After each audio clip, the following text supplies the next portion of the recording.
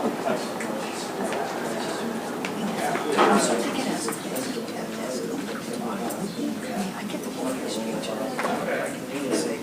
I do, because sometimes, I don't want to do the full street there, but I just have it found really.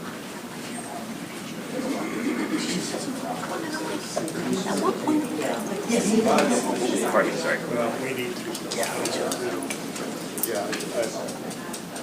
I would, yeah. For sure.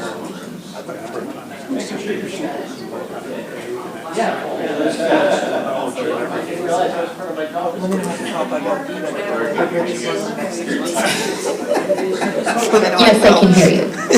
I appreciate you taking on Health and Human Services. Excellent. Oh, yesterday?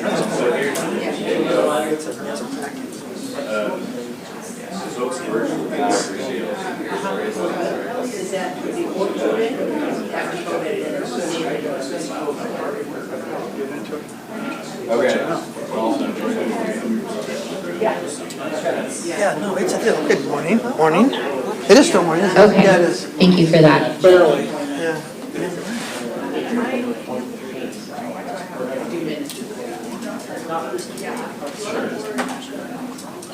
All right. Anyway, we'll figure it out. Good chatting.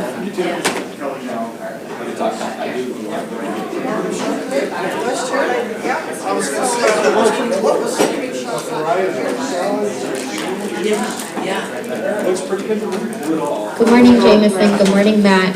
Just to let you know, we have, you might have a hard time hearing what's going on in the meeting today. We were having some technical difficulties, but the microphone that you will be able to hear is the one that is on the laptop that is hosting the meeting in the library. So Neil is troubleshooting that right now.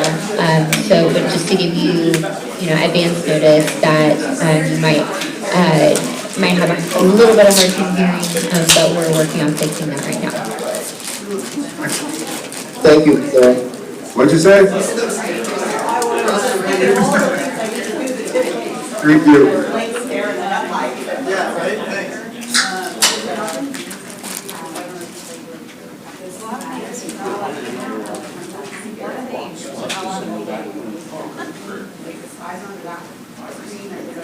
If you were online, Keating is sitting in for the mayor.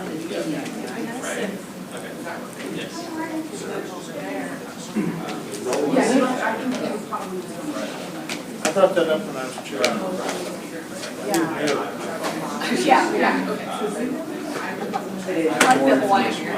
Sounds like there might be a question.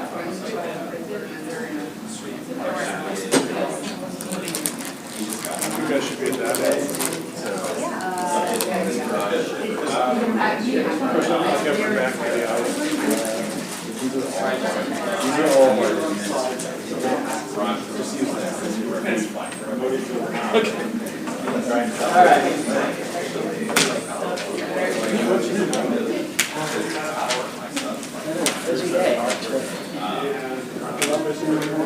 Yeah, it depends on the day.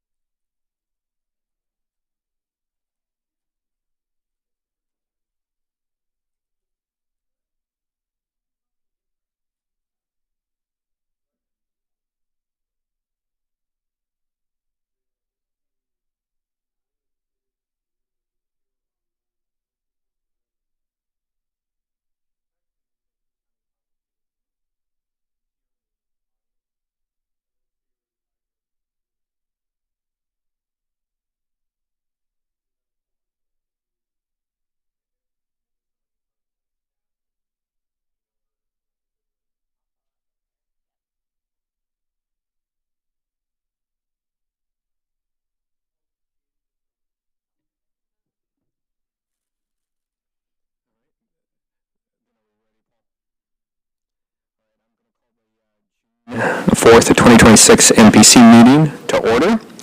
Welcome, everybody, and welcome online. Thank you for joining us. We're going to go around and do a quick round of introductions for the MPC. We'll do in the room first, and then we'll go online, and we'll start over with the ODOT folks.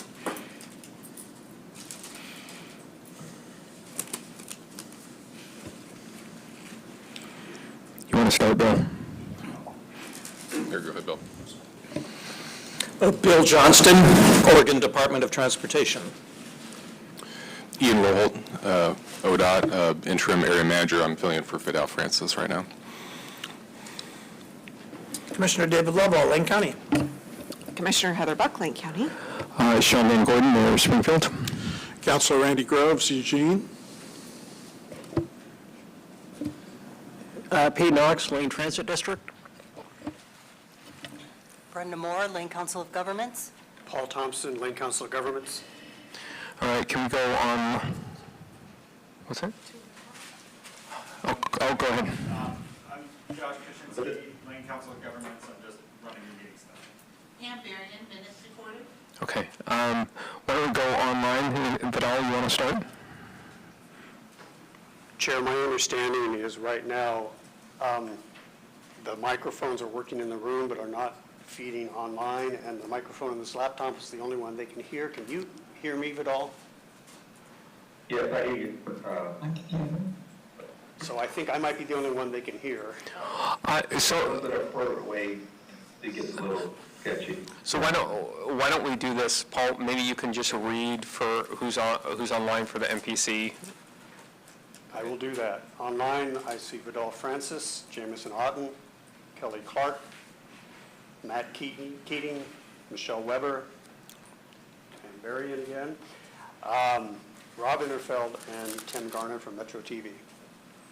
Okay, great. Do we have any adjustments to the agenda or announcements for MPC members? I do have two quick adjustments Okay. to the agenda. On item 6C, that will be Megan Scholl presenting instead of Kate Wilson. And we are going to postpone item 6G, Springfield New Movers, until the fall meeting. Okay. Are there any announcements from the MPC members? All right, we're going to move on to item 4, which is comments from the audience. So if you have filled out a card online, you can give it to Paul to talk to the MPC for 3 minutes, or if you're online, you can raise your hand. Paul, do we have any cards? Chair, I don't see anybody online or signed up in the room to speak. Okay. Then we're going to go to item 5, which is the approving the May 7th, 2026 MPC meeting minutes. And I'm looking for a motion to approve the MPC meeting minutes. Chair, so moved. Is there a second? Second. All right. Is there any discussion to this item? Okay. Ooh, how do you want to do this, Paul, if they can't hear me? Do you want to ask for the vote so they can? I can do that, Chair. For those who are online, MPC members online, there is currently a request if there's any objection to adopting the May 7th, 2026 meeting minutes. No objection. Okay. And for in the room, if you want to vote against this item or you can object to it, will you let me know here? Okay. So I'm going to call the motion passed. Let's go on to 6A, which is the Lane Youth Transportation Advisory Committee presentation. And it looks like we have both Jill and Henry here.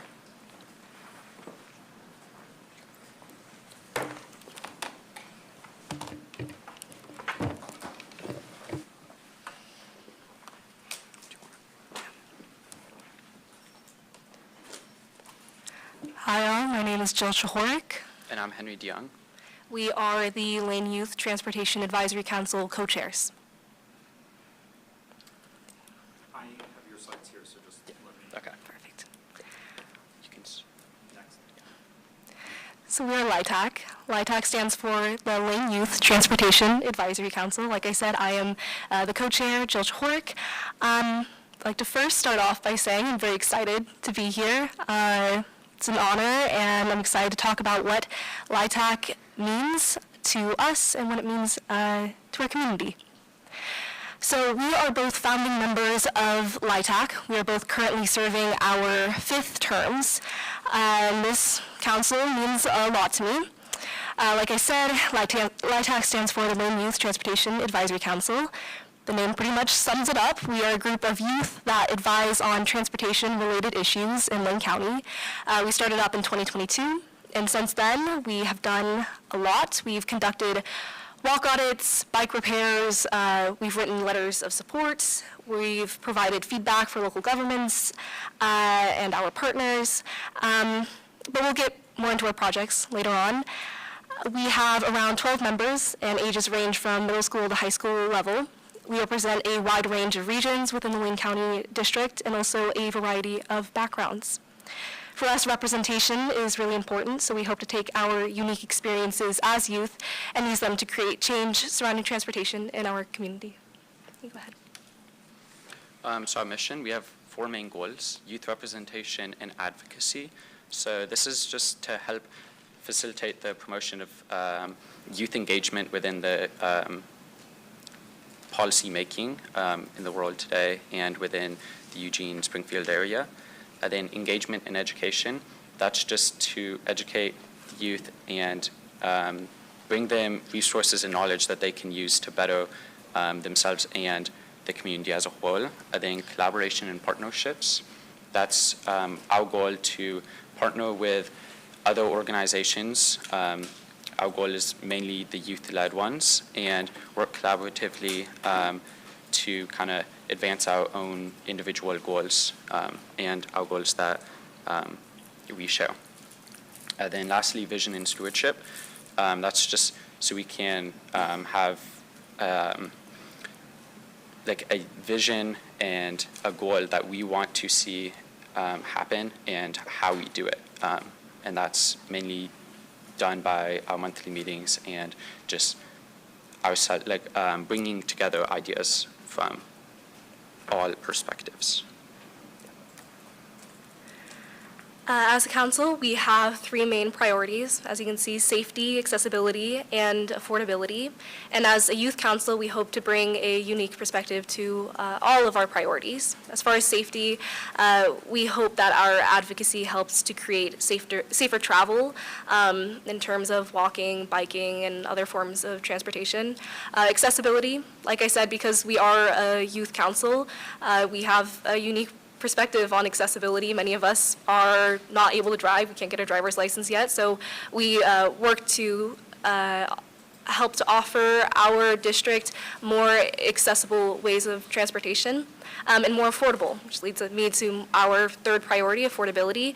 Like I said, many of us are youth at our council. We don't have jobs, can't afford more expensive forms of transportation, so making sure that there are solutions that are more cost-effective for not only youth, but all of those living in the Lane County District. Some past LITAC work that we've done are quick builds. You can see the image in the bottom left. These are wooden structures that we partnered with another organization to help the community kind of envision what they could have there and give kind of like test out what could happen.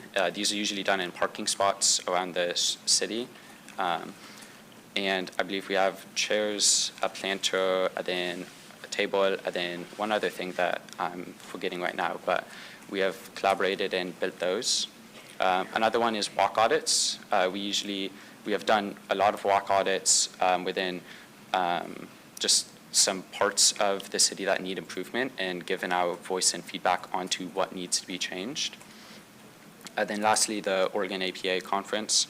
So this we went to, and this was our 1 year ago for our other co-chairs, and they just shared their perspectives and gave their insight into the planning process. Here are our 2025 to 2026 projects, our last term here. We were able to start a transit education subcommittee.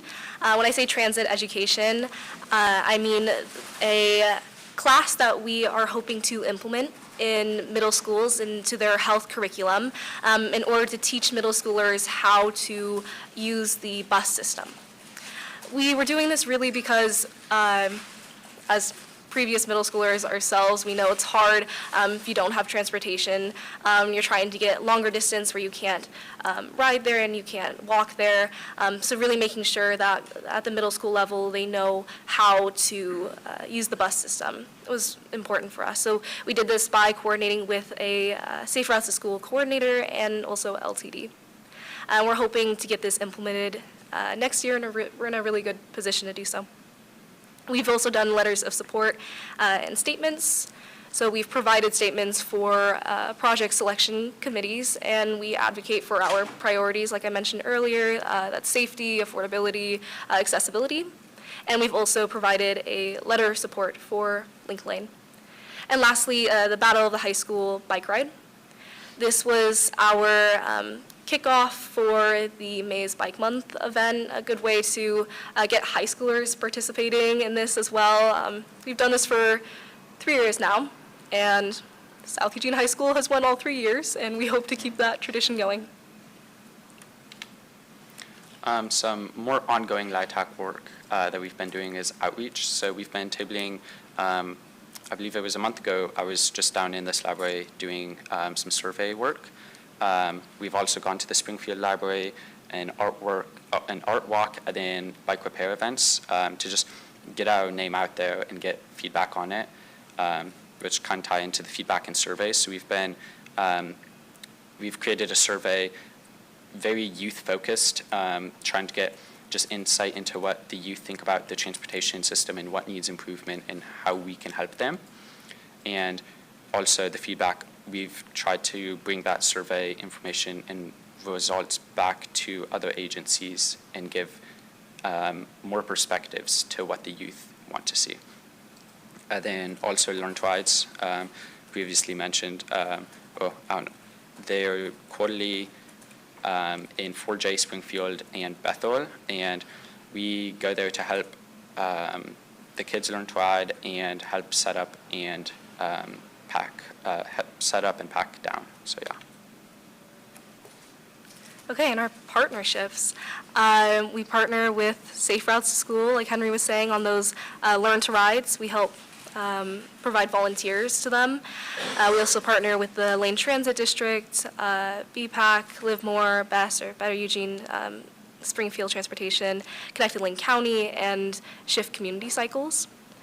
For our partnerships, we really hope to provide them with advice and youth voice, because we believe it is important for youth voice to be involved in decision-making processes. But we also hope that these partnerships can help our own youth members connect with our community and learn what it's like to be able to provide for our community and give back to our community in this way. And adding on to that, I think Live Move is a really special one just because we get to partner with the college students there. So we can kind of see the next step if we wanted to take that.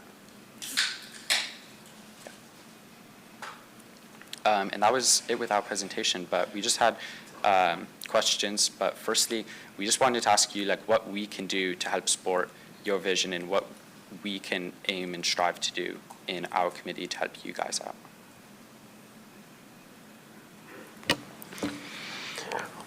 Somebody, you want to jump in and take that one, Councilor Rose? Sure. Thank you. Well, first of all, thank you for being here. Thank you for participating and leading this group.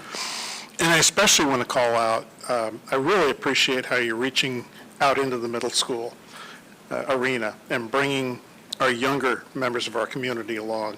I know as you become more independent, some of the things we take for granted can be daunting, your first experience, and to have someone who can help guide that, I think is wonderful. As far as what you could do to help us, I think providing the feedback from a youth perspective is very important, because it's not a group that, well, I'll take Eugene City Council, that we always hear from. There's public comment periods. It's dominated by a lot of the same people, and I would like to hear your voices and be able to communicate what you see as problem areas, but also what's working well that we can build on. So that's my first stab at it. Thank you. Thank you. Anybody else want to jump in here? Commissioner Weber. Thank you, Chair. Yeah, great work. I appreciate the work that you're doing. I love the fact that youth are getting involved in some sort of advocacy in politics. So often I see people that have color of my hair and they're older and retired and that sort of thing. So thank you for doing that. I think the thing that kind of was going through my head, and this is kind of an allegorical question if I could, is I remember when I was in middle school dropping quarters into the bus to get onto the bus and go. And so that was the way we accessed transportation. So I guess I have a couple of questions. One is it easier for youth in middle school to access those kinds of buses, services, and public services via our technology? Is it easier? And then, just out of curiosity, what's the top 3 places youth are going to these days that need transportation? Are they going to school, their friend's house? I mean, where are they going these days that could have changed when I was in middle school? Thanks. Well, to answer your first question, I think technology definitely has helped us. I know maps, you can just plug in your destination and it gives you a bus route.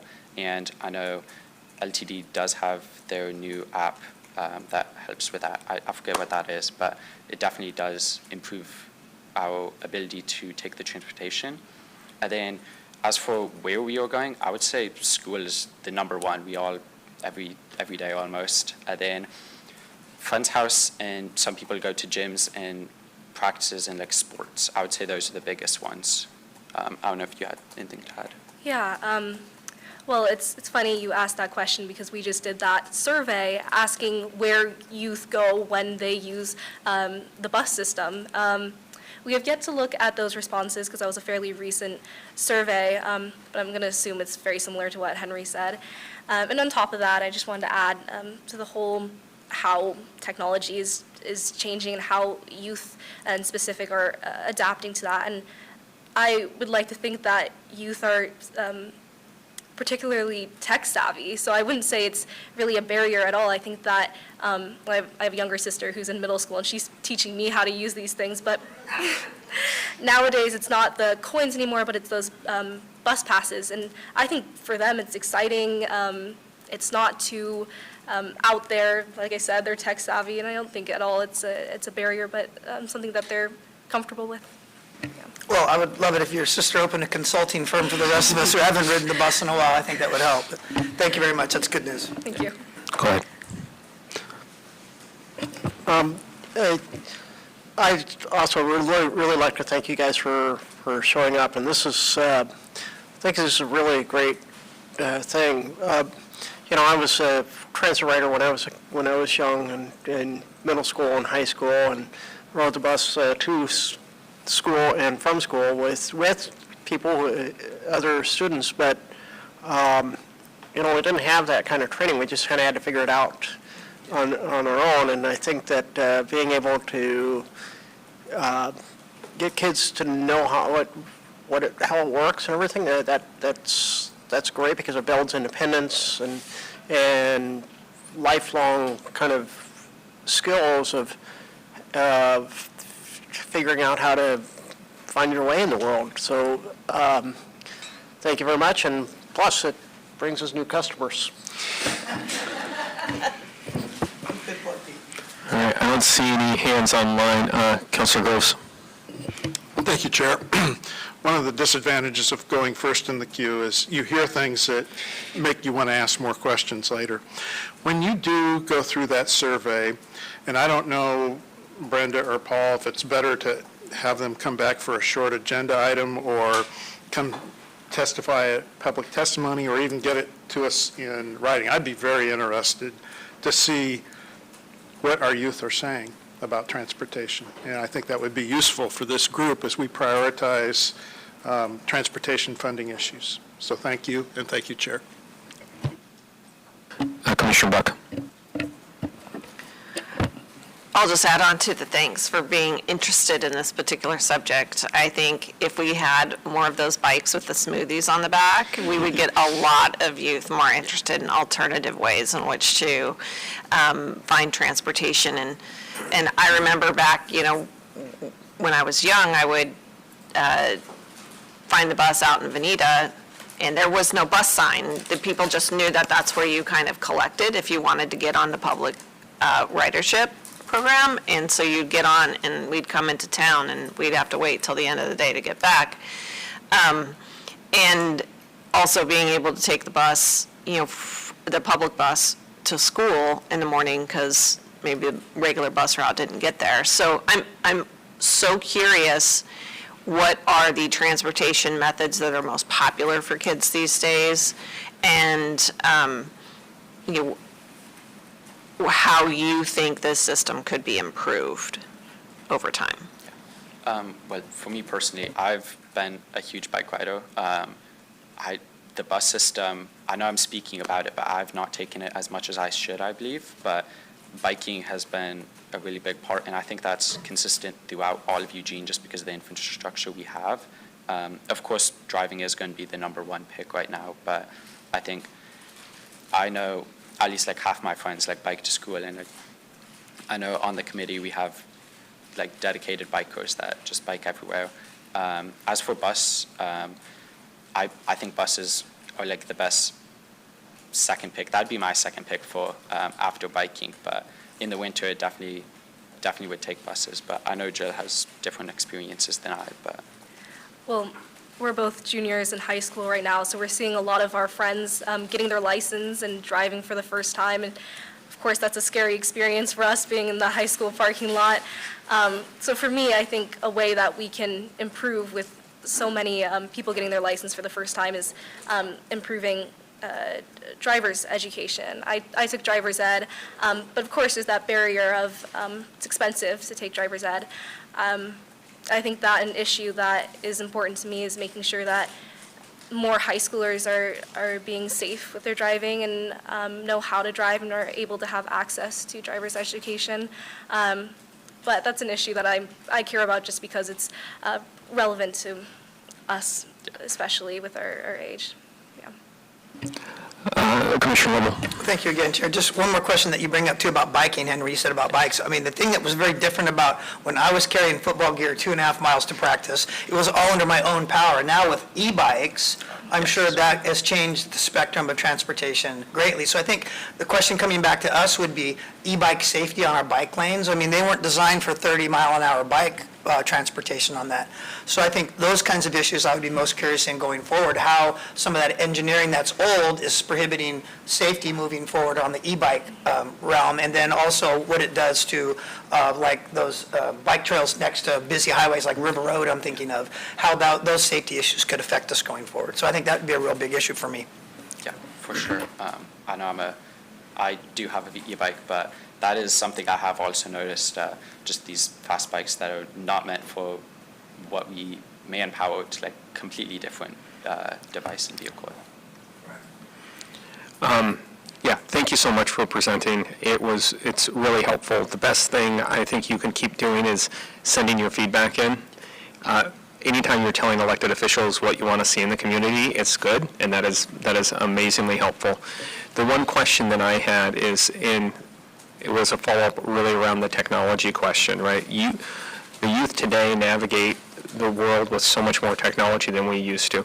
Do you feel like that with the technology, people really understand how the cities and the urban areas are laid out and could successfully navigate from point A to point B without, a map or a phone?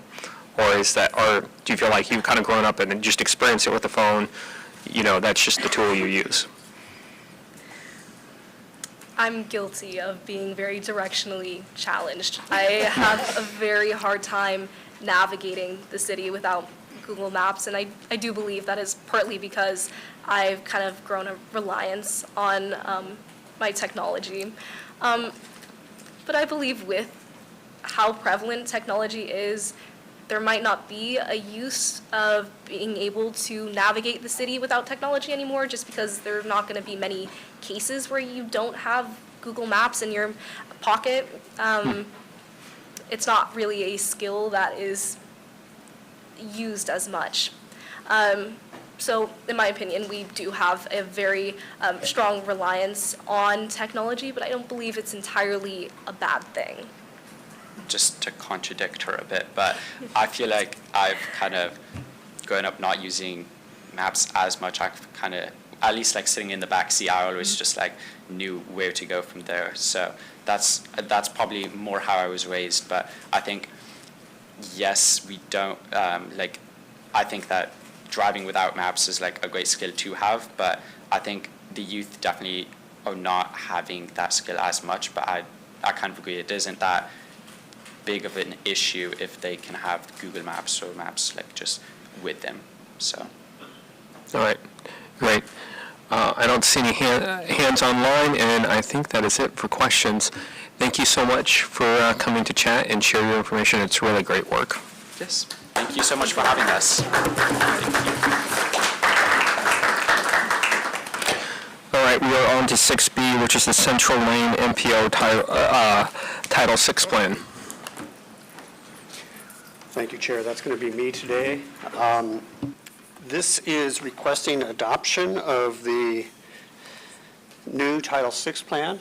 The Title VI plan was brought to you as a draft last month. There was a public hearing.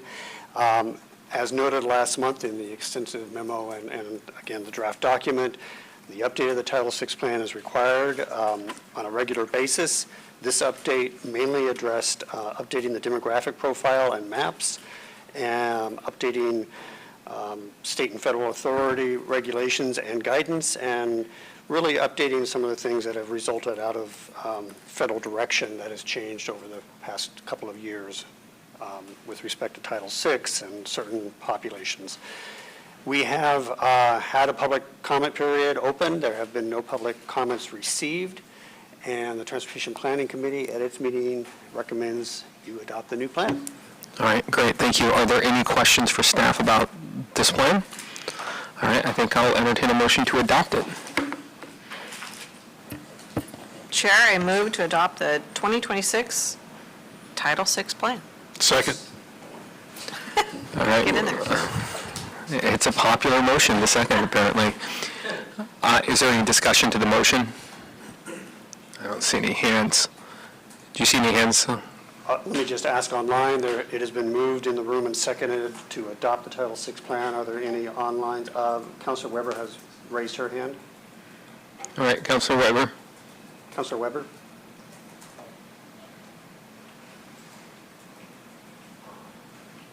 Oh, sorry, just to say yes. Oh, it is okay. So, thank you. Then I am going to call the vote. Is anybody going to vote no to this? The chair has asked online also if there are any no votes on adoption. Negative. A negative, I guess that's a positive vote. Anybody opposed? All right. Then I am going to say that the motion passes. Thank you. All right, next item is the Link Lane Letter of Support.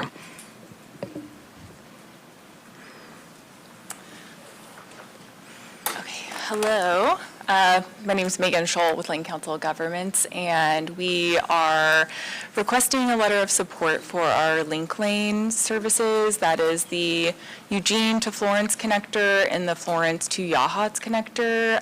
We have two applications for STIF discretionary funds that would continue ongoing operations of these routes. A little bit about the routes. They run 7 days a week. The Eugene to Florence runs 3 round trips, and Florence to Yachats 4 round trips a day.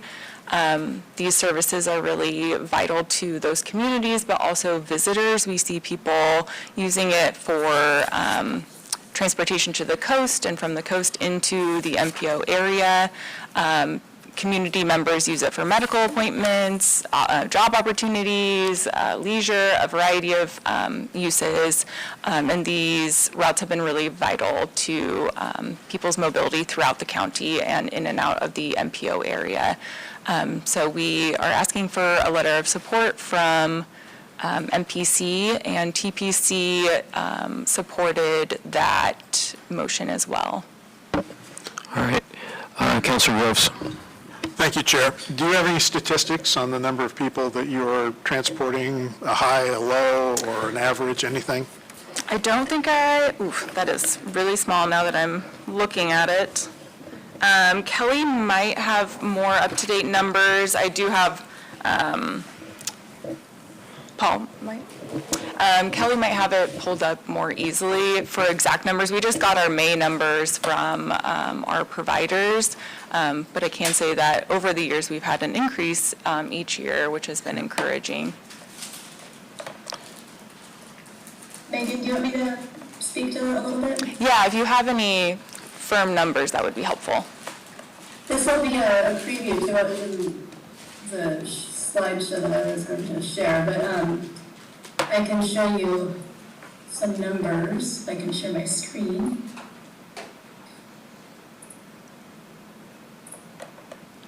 Are you able to see this slide? Yes.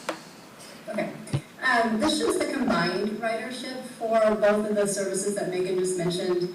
We started service in 2020, kind of halfway through, and we all know what 2020 looked like. It was the middle of COVID.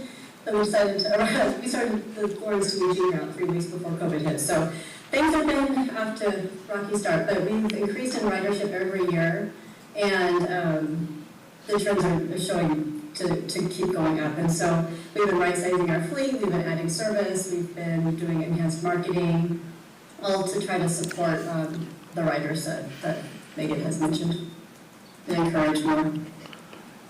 In digging into these numbers, do we have an idea of how many are repeat customers versus one time, or I'm trying to.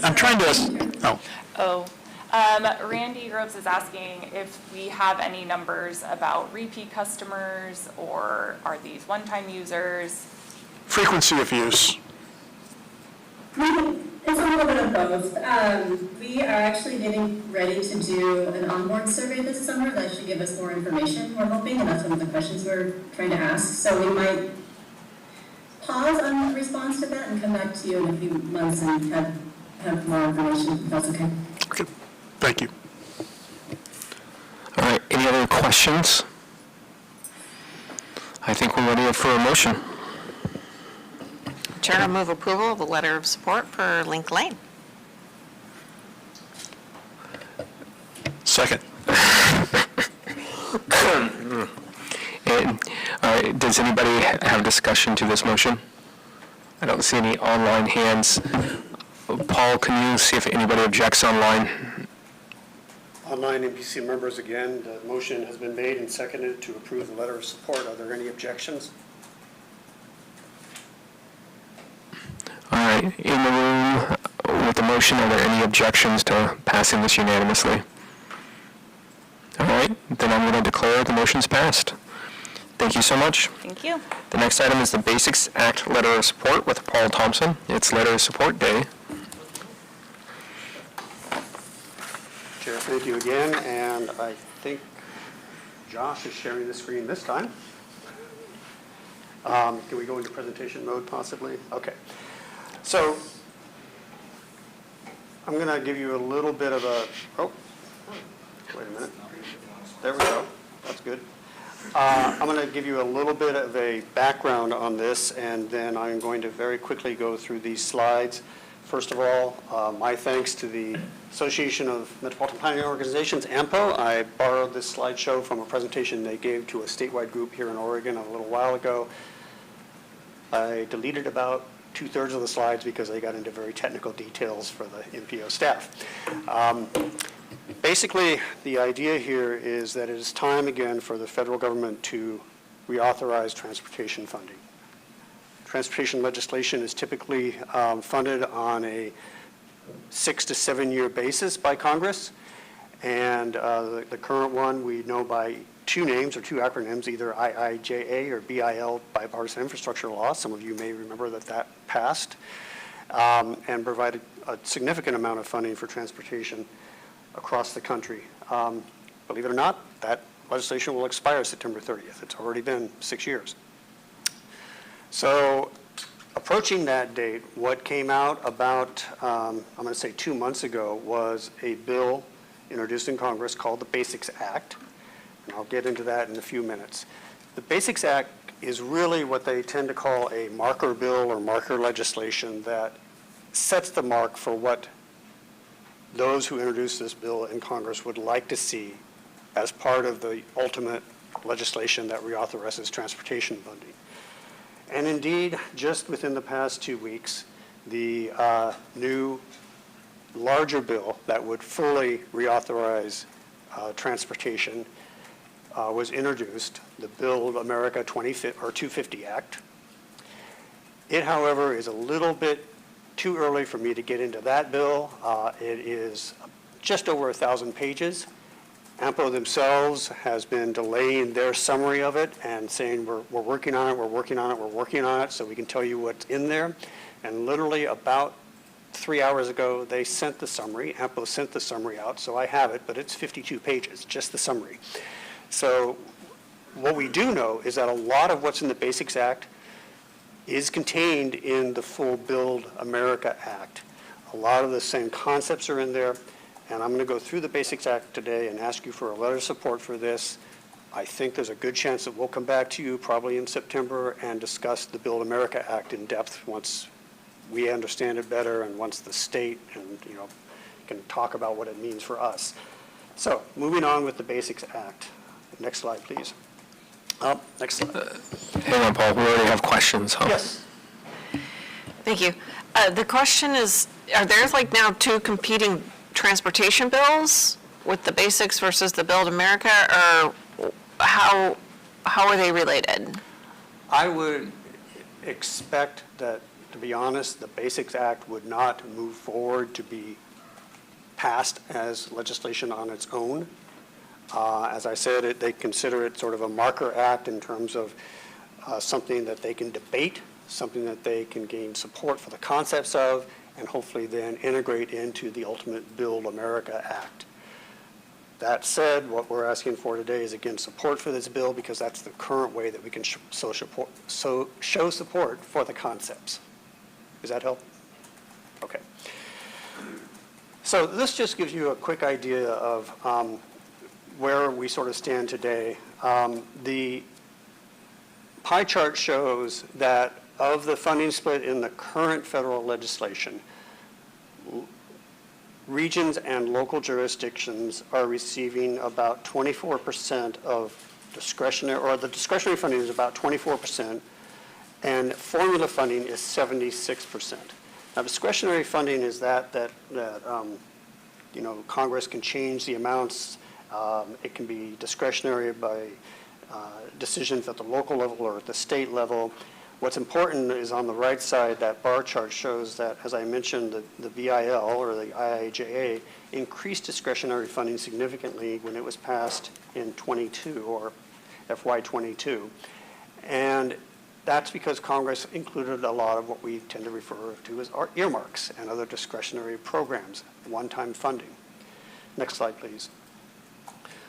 What the Basics Act is looking at doing, and notice how this talks about what I just said, which is working towards a full reauthorization bill. The Basics Act is really trying to signal the priorities for local and regional governments and trying to get support for these concepts as they work on the full legislation. And the full legislation, although it's been drafted and, like I said, is over 1,000 pages and introduced, it's still in its early stages and before committees. So this is, again, a good time for us to weigh in on the concepts. Next slide, please.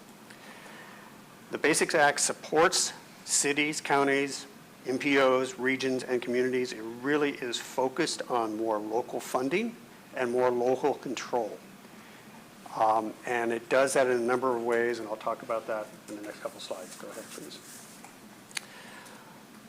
Right now, this just shows that 43% of the federal aid highway system is owned by local governments, and local governments own 75% of all road miles, and yet local governments receive only 16% of federal aid funding. So they own 43% of the federal aid highway system, but only receive 16% of the funding. Next, please. What is concerning Congress, and what was one of the impetuses for the Basics Act that we're discussing today, is that if Congress returns to more funding in formula programs and less in that discretionary program, that large increase in discretionary funding that I showed a couple slides ago in IIJA, if more funding goes back to formula programs, the way the formulas are currently written, local jurisdictions would suffer the most, because most of that formula funding tends to go to the state DOTs, to be honest. So what the Basics Act does, next. There's a lot on here, but basically this is, I shouldn't say basically when I'm talking about the Basics Act. This goes through a quick summary. It modernizes the planning funds, PL funds. PL funds are the core MPO operating funds. PL funds have in the past been funded in the bill every 6 or 7 years at a dollar amount. What this would do is set a 2.5% off the top amount.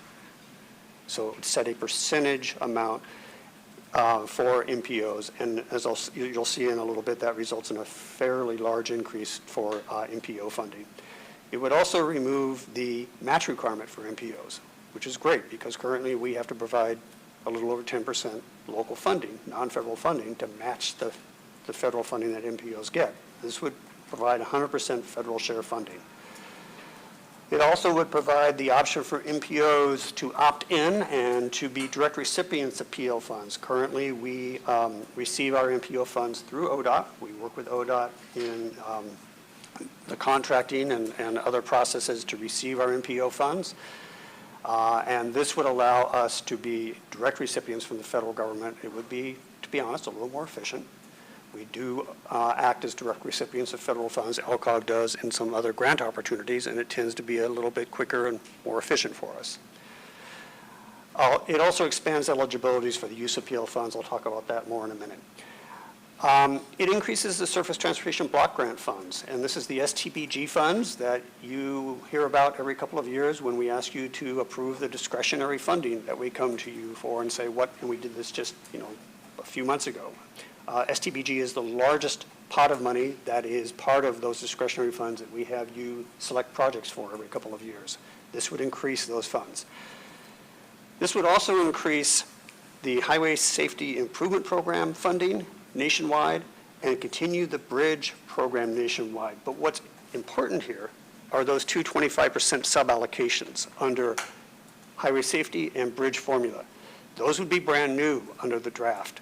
And what that means is that 25% would be sub-allocated from state DOTs to local jurisdictions, for local jurisdictions to then decide how they are used. So it would provide more money directly by formula in both the highway safety and the bridge program to local jurisdictions that currently is not a requirement to be sub-allocated out of the state DOTs.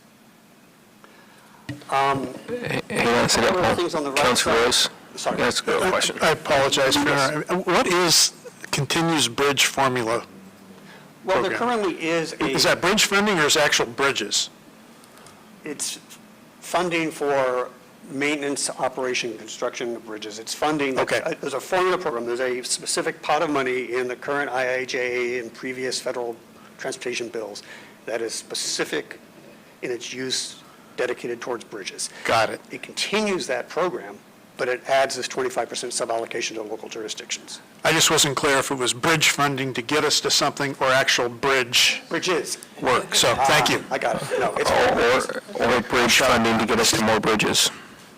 Yeah, both. This adds a few other things on the right side there. Basically, it strengthens the MPO authorization and authority to select projects for funding in the MPO areas. It provides, not only strengthens consultation, but it actually provides some funding for what are called rural transportation areas, areas that fall below the 50,000 population threshold for MPOs. So this actually would provide a base amount of funding for essentially rural areas, those under 50,000, to be involved in project selection, whether that's on their own if they're receiving funding or through the state DOTs. It would provide MPOs and local jurisdictions direct access to the federal financial management system called FEMAS, which is something that, again, would help us be more efficient because we could track the status of our own projects without having to go through ODOT for FEMAS access. And that last bullet is what I said a minute ago, funding for the regional RTPOs. Next slide, please. So what's important here is that it does not reduce overall funding. As a matter of fact, it increases overall funding, but it adjusts how it's apportioned and distributed across all of these programs. And the key point there, I'm again repeating myself, is that it really directs more money, whether it's by a 25% suballocation or other means, to local jurisdictions, whether those be MPOs or cities or counties or other jurisdictions. Next slide, please. I'm not going to try and show you all these or talk about all these numbers, but what's important here is if you look at the first row, that's the National Highway Program.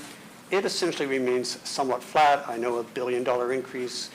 Actually, that's not even quite $1 billion increase. It's only, what, 300 million. But it's basically keeping the highway program flat. What is significant is, as I talked about, it increases the STPG pot, which is one of our main forms of funding again, by $3 billion. It increases the safety program by $1.2 billion.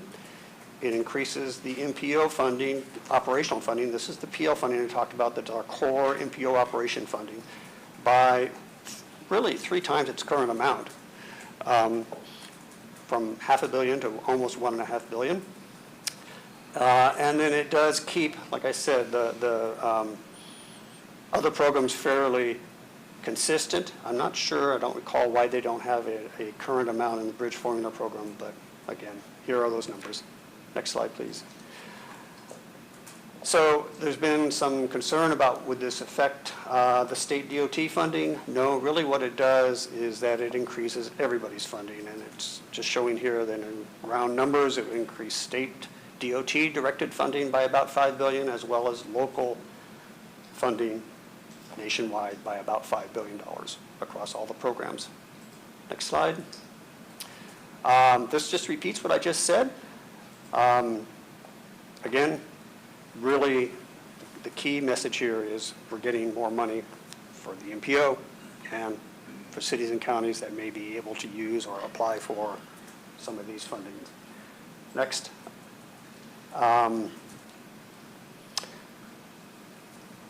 One of the things here is that it does talk again about the Bridge for Bridges program.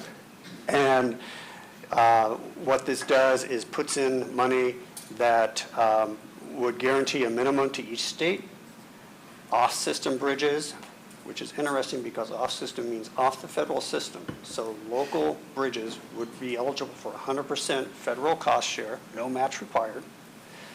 And the suballocation of 25% of that money that I talked about earlier is based on population. And ours is a medium-sized urban area, but basically it would be distributed under these 4 categories, and it would be based on population. So essentially, that means we'd be guaranteed a share of that suballocation of bridge money within Lane County.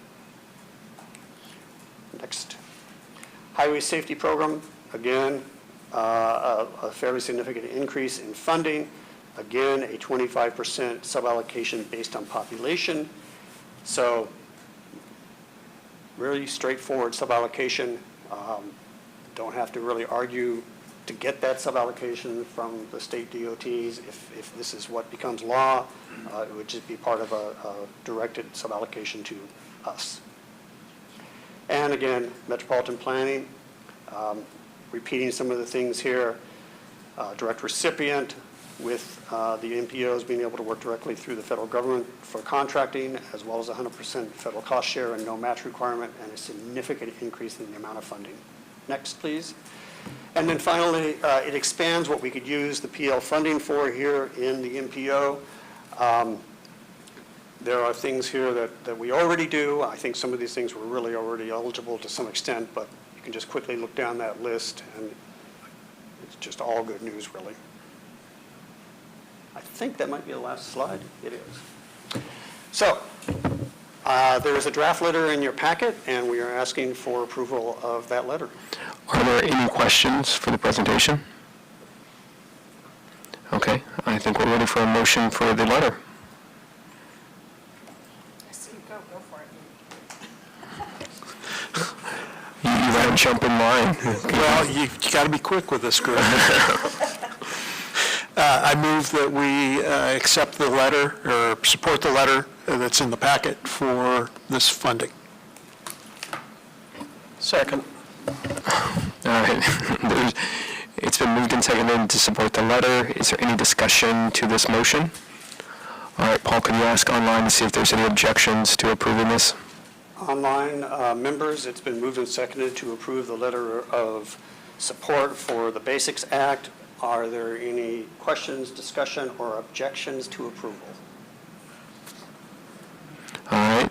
I don't see any hands for... Negative, no objections. Okay. Thank you, Councilor Keating. Anybody in the room, are there any objections to approving this? All right, then the motion passes, and I think we are ready for the 6E. Sure. Fully in support of this, but are we going to have some discussions about how we're going to prioritize some of these things? I know we have a lot of repairs, improvements. I'm always worried about the seismic stability of our bridges. We have a bridge heading out of Springfield into Glenwood that we can't get very big loads across, heading westbound, including the ladder truck that's the closest for fire to get into that area. I don't know, I would like to have some thought. We also would be nice to have some routes, as I've discussed before, from West Eugene that gets us all the way with seismically stable bridges to the hospitals in Springfield. We will definitely be having future discussions about priorities and funding as we did recently when you approved the discretionary funding. I think that's to provide even more opportunities for input because we might be receiving more types of funding, whether that's the bridge or the highway safety program suballocations or just increases in the amounts we have to allocate through STBG and our existing funding sources. You did recently, again, program the money through 2030 and make those decisions. One of the things I didn't mention about not the Basics Act, but the Build America Act that was just released. One of the things I noted is that it's only a 5-year reauthorization. Most of them in my career have been 6 or 7 year reauthorizations. It's only a 5-year bill. It would only go through 2031. So, with that knowledge, we could definitely look at how much additional money we have, and there may be new projects that we can add to what you recently approved, and we certainly would be looking beyond 2030. But we would have a little bit shorter time frame if that bill passes as written. I would certainly appreciate if you can keep us apprised of any changes as we move along, because I'd sure hate to miss any opportunities we have. And just for the record, I want to point out, anything west of I-5 all the way to the coast needs those routes to the hospital. Thank you. Thank you. We're on to item 6E, which is the Central Maine Metropolitan Planning Organization Work Plan, and it looks like Kelly's presenting.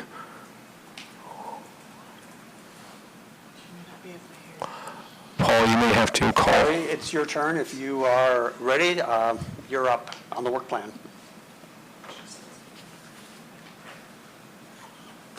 Thank you. Sorry, I couldn't hear my name called. I'm Kelly Clark, a transportation planner with OCOG, and here to give a presentation on our work plan for this year, 2027. I'm going to share my screen.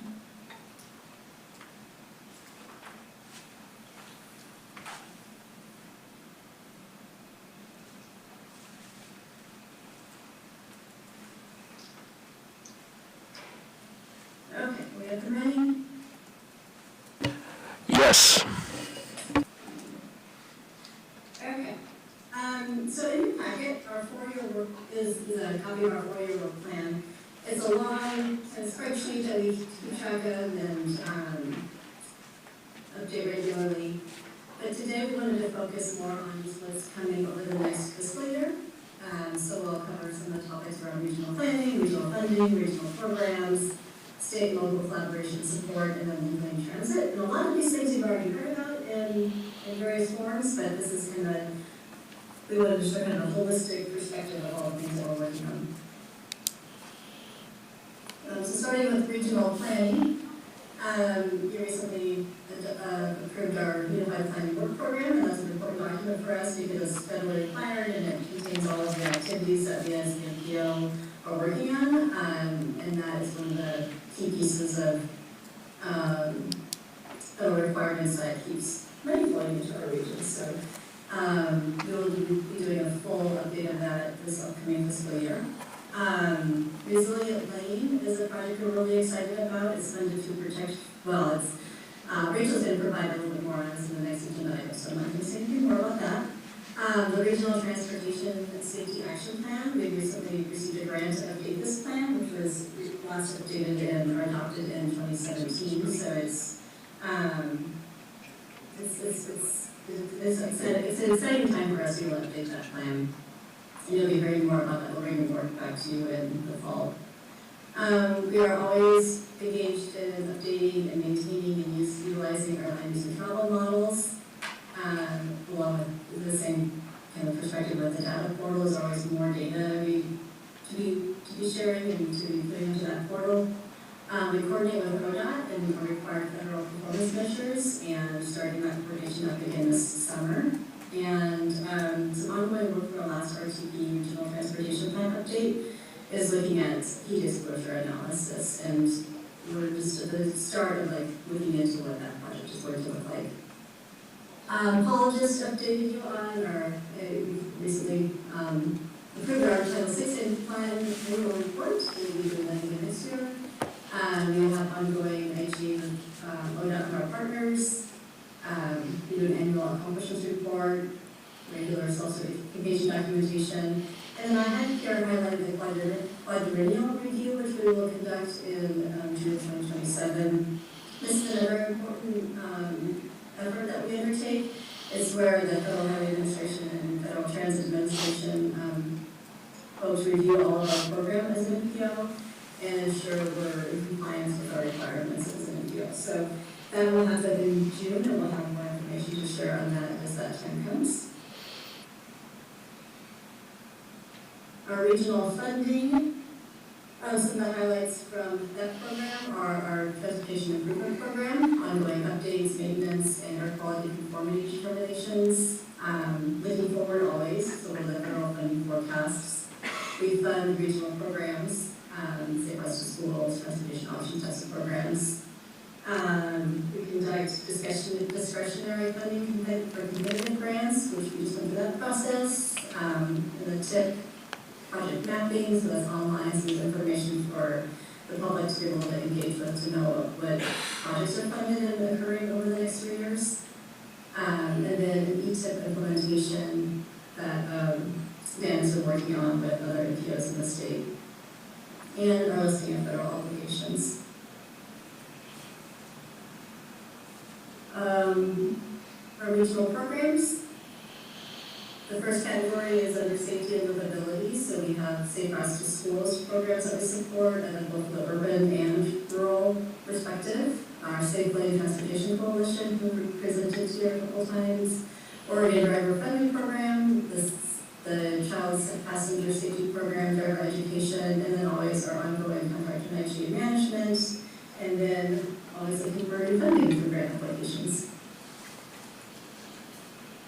And then our second category of regional programs is under transportation options, including Mia's Bike Fund, which just wrapped up. So I'm already looking forward to October.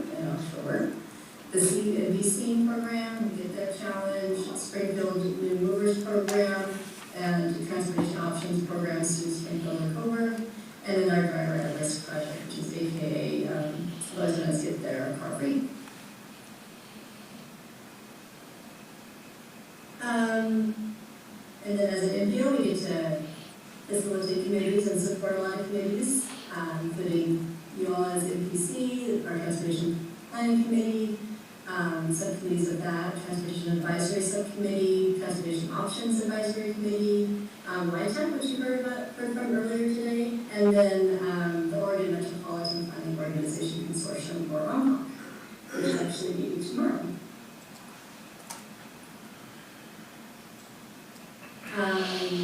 And then we work on a lot of collaboration and support. And so all of our projects include a lot of public engagement, so there's always ongoing public engagement opportunities.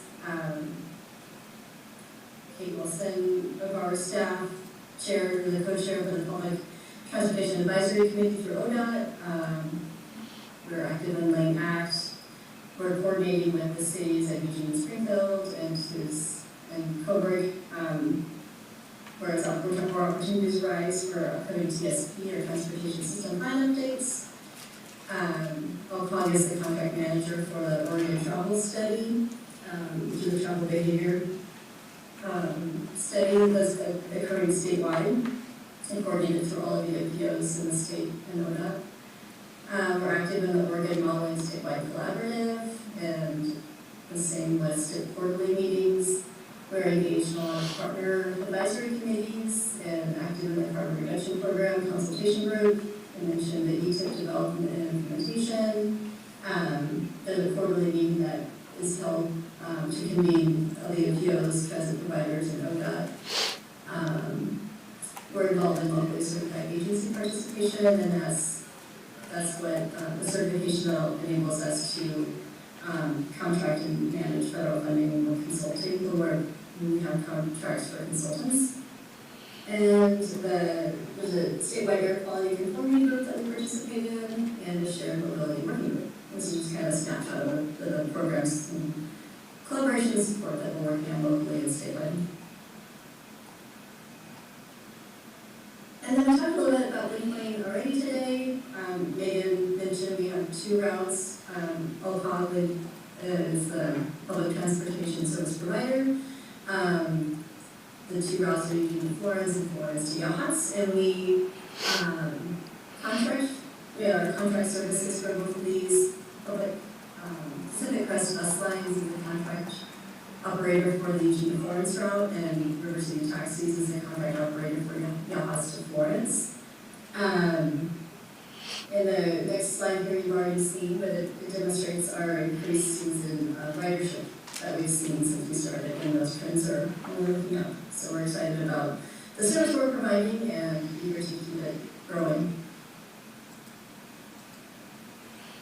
And that's all I had, just a quick overview of what we're working on and what to expect to hear from us about in the next fiscal year.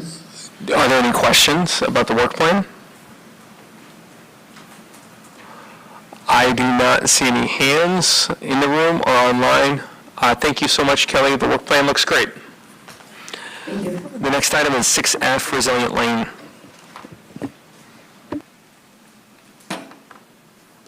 Thanks, everybody. Kelly is going to be sharing her screen for me today. So, oh, you are? Fabulous. Thank you very much for that. My name is Rachel Dorfman. I am a senior planner at Lane Council of Governments, Central Lane MPO. I'm really excited to be here today to talk about our path forward for Resilient Lane. Feels like it's been kind of a long time coming. It's been 2 years. You can go on to the next slide. 2 years since the last time we were in front of this body to talk about Resilient Lane. So I'm going to start with kind of just a brief overview of what it is and what we're trying to achieve here. I'll provide some background on the $5.3 million PROTECT grant that we were awarded, and then finally I'll present our path forward for moving forward with some of this work. Next slide. So in a nutshell, Resilient Lane is Central Lane MPO's effort to plan for transportation resilience in Lane County. This work is a partnership between Central Lane MPO and Lane County government, but it's also intended to leverage existing planning efforts at the state, regional, and local level. So on our part, Central Lane MPO has incorporated resilience into our past 2 regional transportation plan updates in response to feedback from MPC and the public, as well as to address a federal requirement called Planning Factor 9 that essentially requires MPOs to address resilience and also the stormwater impacts of the transportation system. Our 2045 RTP, which was adopted in January of 2022, was the first to really address resilience, and we included action items in that RTP around vulnerability assessment, emergency transportation routes, and green infrastructure. And so you'll see that we built some of those projects components into Resilient Lane and eventually our subsequent Protect grant application. Lane County is also actively working on planning efforts that incorporate resilience, and just a few of their recent efforts are listed on screen here. And I do want to emphasize that Resilient Lane aligns with priorities that have been expressed both by the public as part of our RTP engagement and also priority and direction that we've been hearing from MPC as well. And ultimately, Resilient Lane responds to what we see as a critical need in our region to plan comprehensively for the hazards that we face. You can go to the next slide. So on screen are just some of the desired outcomes from Resilient Lane. We want to understand the vulnerability of critical transportation assets. We want to support disaster response and recovery, increase the use of nature-based solutions as a risk reduction strategy, direct resources where they're needed most, cultivate lasting relationships with community, and finally facilitate ongoing coordination across jurisdictions and departments. And we're hoping that this work will really fundamentally change the way that we plan for transportation resilience in the region. Next slide. So this brings us to Protect. Protect is a discretionary grant program that was created by the Infrastructure Investment and Jobs Act. It offers funding to MPOs and local governments for planning and construction of transportation resilience projects. We applied for and were awarded $5.3 million. Our application included 6 project components, which I'll get into on the next slide, and we expected the work to take 3 years to implement. We included in our application funding to hire a consultant to support some of the technical work, and also one new position, entirely new position at Central Lane to support the and facilitate the robust public engagement that we were planning.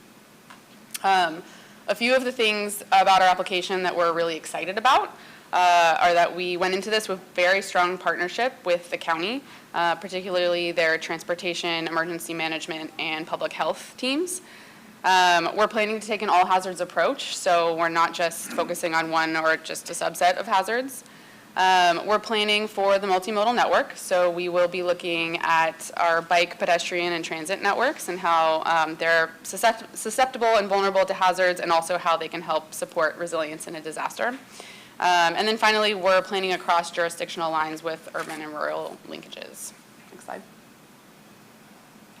So here's an overview of the project components. I do need to caveat this slide pretty heavily that the geographic and project scopes are both heavily dependent on whether we receive our Protect grant that we were awarded. But the 6 project components as originally envisioned in the grant are a vulnerability assessment of the multimodal transportation network, emergency transportation routes for disaster response and recovery, nature-based solution strategies to address identified vulnerabilities, a prioritized resilience project list with top prioritized projects brought to 30% design to make them more shovel-ready, a Lane County-specific resilience data visualizer tool that incorporates social vulnerability and resilience data and makes project outcomes available to partners and the public.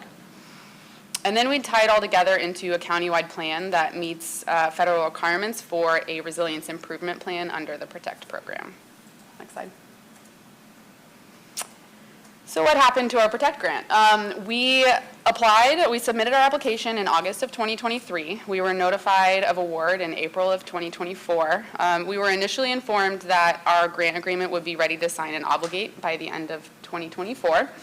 It wasn't, so our grant ended up getting caught in limbo with the change in priorities of the new administration, and we have been in very regular communication with our contacts at FHWA, Federal Highway Administration, and we continue to be told that the grant is under review. So at this point, we have no indication about whether, if, or when it will move forward. We have a question, Commissioner Roble. Yeah, thank you, Chair. You know, that was one of our highest priorities on United Front, was to get those commitments from Senator Wyden and Congresswoman Val Hoyle's office. So I'm wondering, what's the communication we've been hearing back from them? Have you heard any back? Yeah, I don't know if Brenda has. No, we have not yet. We will continue. Maybe we should rattle some cages. Maybe some of us could do that, because that's, what was that, 2 months ago we were there? Yeah. Yeah, we should have heard something back by now. Because they were really on it. That was their highest priority, they told us, in United Front. So I would expect we'd get some information back sooner. Okay. Thank you. Appreciate that. Okay. Yeah, and obviously, so, you know, we have no indication about if or when the grant will move forward, but the status, despite the unknown status of the grant, we plan to do this work not because of the grant opportunity, but because we think it's an important need, fulfills an important need in our region. Obviously, resilience remains a really big priority for us. So, with that in mind, we're now charting a path forward that will allow us to begin laying some of the groundwork for implementation of Resilient Lane while we're waiting to hear about the fate of our grant. Next slide. So essentially, we are now planning to do this work in 2 phases. The first phase will be, like I said, to lay the foundation for future implementation. I'll get into some of the particulars on the next slide, but essentially we started this work in January of 2026 as a priority action item that came out of the 2049 RTP, which MPC just adopted in December. And can you click one more time? Thanks. So the second phase will be implementation of Resilient Lane, which we imagine will happen under one of 2 funding scenarios. So in scenario A, we receive the PROTECT grant and implement the full project scope as identified in the application. In scenario B, if we don't receive the PROTECT grant, the $5.3 million, in that case, we would implement a reduced scope that has right-sized the project components to reflect reduced funding. So some key areas that will likely be affected by a reduced funding scenario would be the geographic scope. So we're not likely to achieve the full county scope that we would with the grant. We would focus on the MPO area and some of its major corridors in its travel shed. We would not have the funding to hire a consultant, which means we'd be doing more of the technical work in-house. We would not have the funding to hire one new position to support the engagement work, and so we would have to scale back on the planned engagement. And then finally, if we want to bring the top prioritized projects to 30% design, which we really see as an important component of success to this work, we would need to identify additional funding for that piece. Next slide. So here's a really pretty broad overview of the tasks and timelines for phase 1. Your packet contains the full draft scope with a lot more detail, but essentially as a broad strokes overview, task 1 is going to be a literature review to document best practices. Task 2 is regional coordination, so this task involves convening a group of regional staff to help advise on the development of the other phase 1 tasks. Tasks 3 and 4 will be to develop methodologies for how we will do the vulnerability assessment and how we will identify emergency transportation routes. So we'll use these methodologies in the implementation phase of Resilient Lane, and I think one thing to note here is just that if we don't receive the funding, Central Lane MPO staff will be doing this work in-house. And if we do receive the grant, then we would, in that case, we will be contracting with a consultant to help first refine and then implement the methodologies that we develop here in phase 1. Task 5 is a nature-based solutions needs assessment. So for this task, we'd be conducting an inventory of existing nature-based solutions strategies and then identifying barriers and recommendations to support more widespread implementation as a risk reduction strategy. And then finally, for task 6, we will be identifying, compiling, and mapping the data that we will need to support phase 2 development of the data visualizer tool. So the timeline takes us through December of 2027, but we'll obviously adjust as needed if we get movement on our grant award. Next slide. So just a really quick overview of things we're currently working on. We are in the middle of our literature review, which we plan to complete by this fall. We will convene the group of regional staff in the next few months. We are working on a plan for engaging with MPC and our other regional committees. So there will be a lot more to come on all of this, and we do plan to keep you very much in the loop. Next slide. That's it. So thank you so much for your time. And our contact information is on the slide there, so obviously we're here for questions and discussion, but if you have follow-up in the future, please feel free to reach out. Commissioner Markham. So regarding the status of the Protect grant, was it through the DOT that this grant was supposed to be coming through? Yeah, Okay. through Federal Highway Administration. And it was not executed? Correct. So we had Prior- a grant agreement, a Okay. draft grant agreement, that went to headquarters for review. We were told that it would be a really speedy, review process, and they'd be able to sign and obligate by the end of 2024, and that didn't end up happening. Okay. And yeah. There were 81 projects that were awarded out of that particular grant cycle, and we were one of them nationwide. I also haven't been able to get information on which of those other 81 grants were awarded. Oh, interesting. Some of them have moved forward, and yeah. So you were notified of the award, but it was not executed, the contract was not executed And then prior? the administration changed. Right, right. So at this point, with this much time going by, it feels like it's unlikely that it's going to move forward. Of course, that could change. It's not necessarily unlike the county's EPA resiliency grant that was fully executed, but was still clawed back.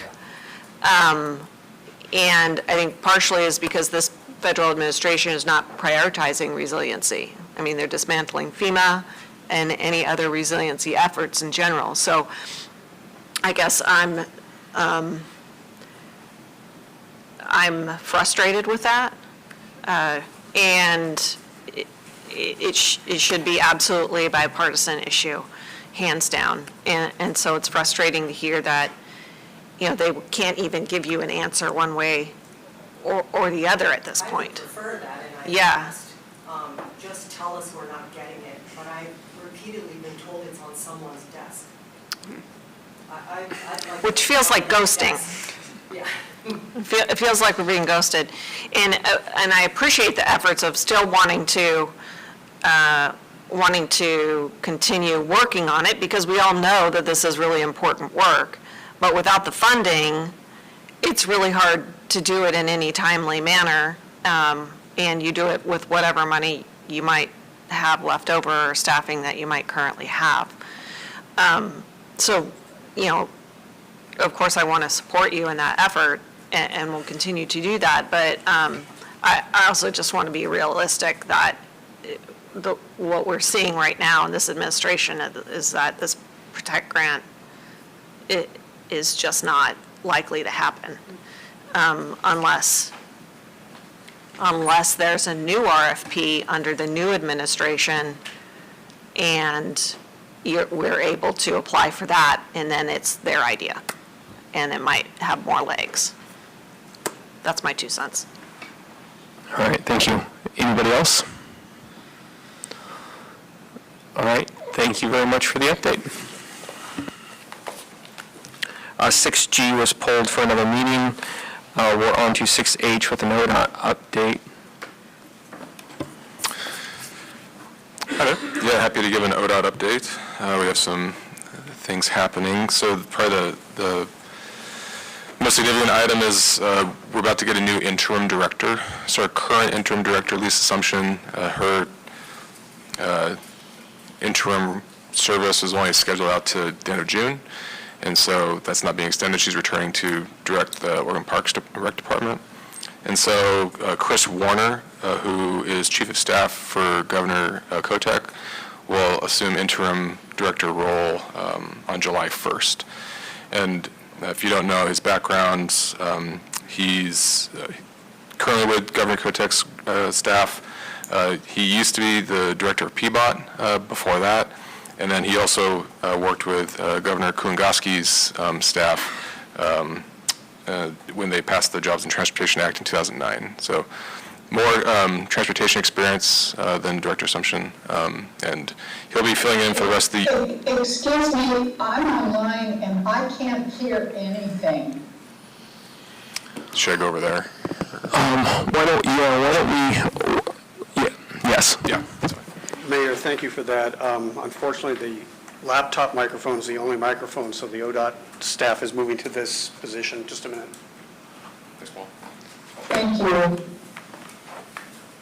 Sorry about that. Thanks for speaking up. To recap what I was saying, our current interim director, Lisa Assumption, will be stepping down at the end of June. That was planned as part of her service. And so Chris Warner, who's currently Chief of Staff for Governor Kotek's office, will be our interim director through the end of the year, while a search for a new permanent director continues. So that's a pretty significant thing. More to come on that. That just happened literally this week. So we're also continuing work on our agency request budget. The next step in that process is, right now we have the budget gap that we're facing is about $200 million. And so that's what we're looking to craft a more specific budget, how to meet that. They're going to present, executive leadership's going to present a preliminary budget to the OTC at the June 11th meeting as they continue to work on it. Right now we have a general number and a general splitting of where those funds will come from, like which sections of ODOT. But as we work towards the end of July, they'll actually start to assign, positions, not specific people, but roles in the agency that would be scaled back as part of that budget reduction. So next steps, preliminary showing to the OTC in June, and then the budget will be completed at the end of July. At the August OTC meeting, they'll vote to adopt that budget, and then it'll go to the governor's office, and then we wait until December when the governor puts forth her transportation budget. So that's our work in that area. Also happening right now, you've probably heard in the news, the governor's transportation vision work group is underway. They've met twice so far, the main group, but they have 7 more meetings to hold between now and November. That group also has 6 subcommittees who are doing work in 6 different areas of transportation to provide feedback to that larger group. And so lots of people, lots of meetings, lots of work happening there. And so their goal is to deliver a recommendation to the governor of a tiered investment framework based on 3 scenarios. No funding, what if no new funding happens from legislation? Sustaining core services, how that's done, and then also targeted critical improvements for the system. So, and then that report from that group is planned to come at the end of the year, before the next legislative session. And then last, I want to give a quick update on the CIP, the capital investment plan. Yesterday, we just completed, we being ODOT, completed adding in candidate projects to the system. And so as a refresher, there are 5 projects chosen by the Lane Act that got added. In addition to those 5, there are over 100 more ODOT and other Act projects that got added into the candidate system. So the next steps are those projects will be scored based on the OTC criteria for evaluation.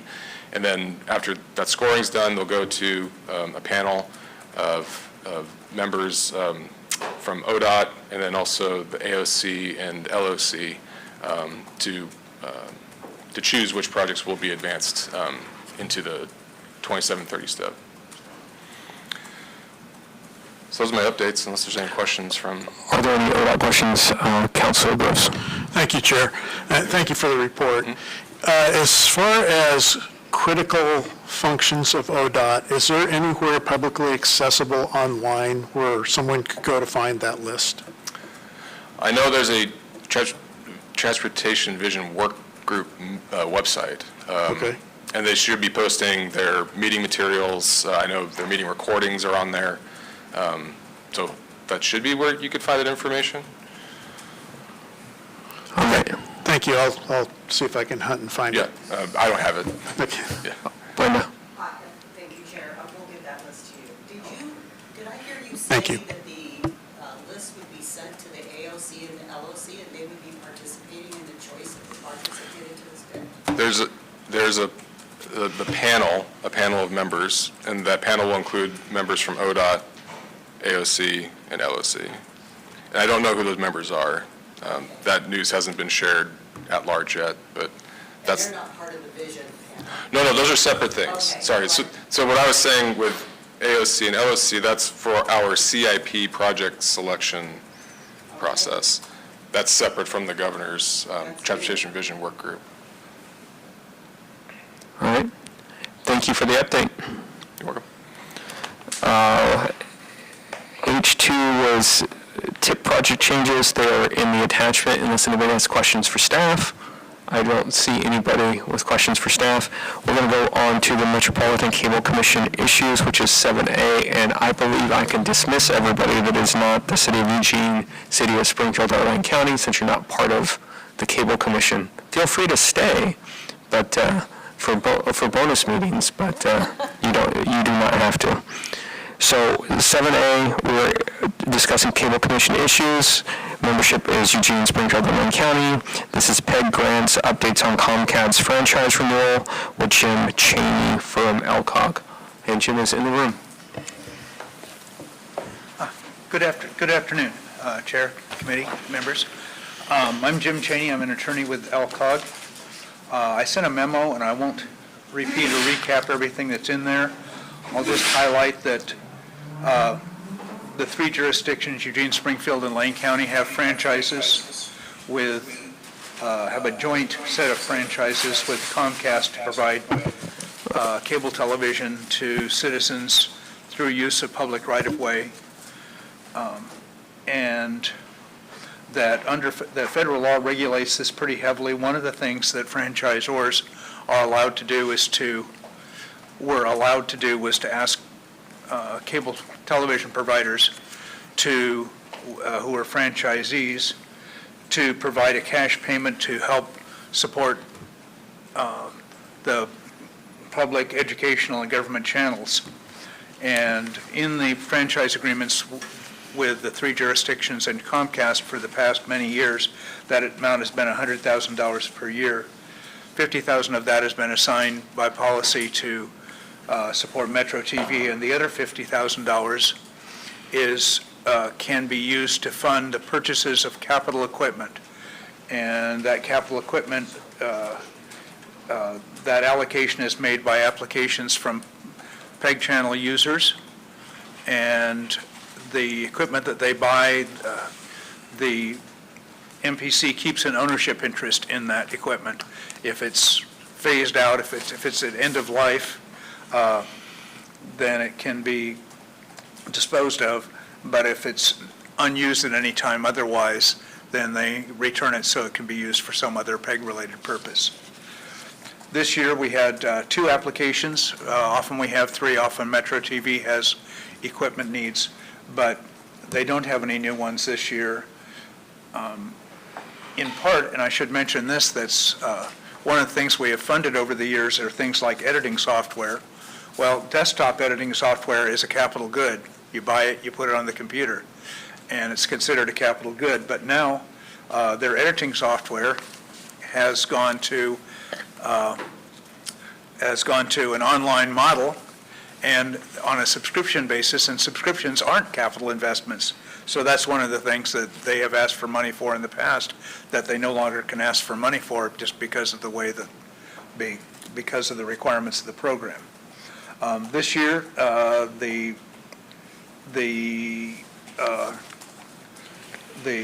outfit that we call CTV, that's actually called the Coalition to Rebuild Community Television in Lane County, has asked for money for equipment, for a list of equipment, and that's attached. And Eugene Springfield Fire, that runs their public safety channel, has also asked for funding. And those were reviewed by representatives of the 3 jurisdictions and myself with input from Metro TV staff, and the equipment that was to be purchased is reasonable and reasonably priced. So we recommend that you allocate the $33,400 in PEG grants for this year. I will add a little bit of an update to that, just because we're talking about cable TV, that since I wrote this, we have actually been able to engage with Comcast, who have been kind of hard to get to the table to negotiate a new franchise agreement, and we have been extending those for the past couple of years. And we now have them engaged and are arranging a meeting that will occur later in June. That will be our first negotiating meeting. We'll set up a schedule after that. They're committed to that. And so we'll be working on a new franchise. As I mentioned in here, the competitive environment for Comcast, that used to be a monopoly provider, has changed considerably with the advent of broadband and streaming service availability. So they're more aggressive than they used to be at trying to maintain their profitability as they have their fixed costs. So things that they will be wanting to talk about is this $100,000, and whether that, I expect them to ask, that will be reduced, and we'll try to hold the line on that. But over the years, in the future, there's going to be pressure on whether that $100,000 amount, fixed amount, is going to be doable for them. And so that's going to be an ongoing negotiation, but I'll just mention that what we've done for all these years is at some point going to change. We just don't know exactly when that's going to happen. But for this year, we have the money available from the $50,000 this year, and there's also a reserve in the fund. The reserve funds are about $171,000 at the moment, including this year's $50,000 contribution from Comcast. And so the fund is in good shape. The Cable Commission can afford to make these grants, and I recommend that you do so. Great. Are there any questions? Councilor Groves. Thank you, Chair, and thank you for the presentation. I just wanted to speak to the Eugene Springfield Fire request to maintain their capabilities. It's really important. There are certain types of training that can be delivered remotely through that system while keeping response assets in position, which I think are really important to both the communities of Eugene, Springfield, and Lane County. We have rural areas that we protect as well. So I just feel like there's always really been good utilization of monies from these grants for that, but also Metro TV, which I think provides a superior product that we all enjoy. Thank you. Thank you. Commissioner. Thank you, Chair. Yeah, Council Cheney, I wasn't quite sure if with the question you had about subscription rates for editing software versus owning the software, where that's at. And also the second question would be if Comcast is scheduled to reduce their $100,000 commitment, I'm wondering why, when everyone else we deal with gets a 3% cost of living increase. Well, I'm just saying that they want to. It's, they're a large corporation like Hulu or Google or Apple, and any way that they can reduce their costs without, or reduce the service that they provide and charge the same rates is something that they have incentives to do. So they're going to be asking for that, and one of the things that the jurisdictions want is they want a long-term agreement, which typically these have been. Again, in a changing environment, the cable company is less interested in long-term 10-year agreements than they used to be. So I don't know what the jurisdictions will agree, will come to consensus on what's important to them in terms of duration and what we get out of this. But what we get out of it is this $100,000 and the 5% franchise fee that federal law says that we can charge. And I wasn't sure about your question regarding the capital Yeah, expenditure. just the subscriptions turning to owning the editing software versus paying for it. Is there a vehicle going forward for a fund shift to make those dues available that we can pay for that and still have capability for Metro TV to edit? There's nothing going on in Congress that would change the law that would allow it to be used for, ongoing expenses. It's strictly for capital expenses, so I mention that not because it's a large amount of money, but because that's going to be something in the future that will put a certain amount of pressure on this system.